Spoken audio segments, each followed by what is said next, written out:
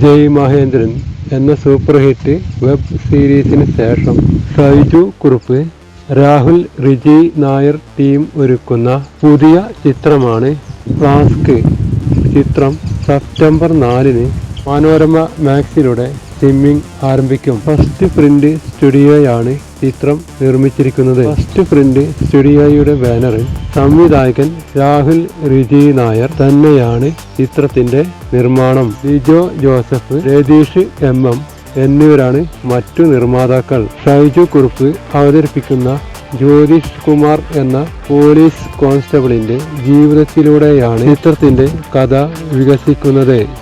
ഈ ആഴ്ചയിലെ അടുത്ത OTT റിലീസ് കമ്മട്ടം എന്ന ചിത്രമാണ്. സുദേവ് നായർ നായകനായ മലയാള ക്രൈം പരമ്പരയായ കമ്മട്ടം സെപ്റ്റംബർ 5-ന് C5-ലൂടെ ചിത്രത്തിന്റെ സ്ട്രീമിംഗ് ആരംഭിക്കും. ഷാൻ തുളസീധരൻ സംവിധാനം ചെയ്യുന്ന ഈ പരമ്പര സങ്കീർണമായ സാമ്പത്തിക പദ്ധതികളെ കുറിച്ച് ആഴ്ന്നിറങ്ങുന്ന ഒരു നിഗൂഢ ക്രൈം ത്രില്ലർ ആണ് കണക്കാക്കപ്പെടുന്നത്. ജിയോ ബേബി, ദിവ്യ ശാന്ത്, അഖിൽ കവലയൂർ, ശ്രീരേഖ, അരുൺ സോൾ, ജോർഡി പൂജാർ, അജയ് വാസുദേവ്, ജിൻസി ഭാസ്കർ തുടങ്ങിയ പ്രമുഖരും പ്രധാന വേഷങ്ങളിൽ അഭിനയിക്കുന്നു.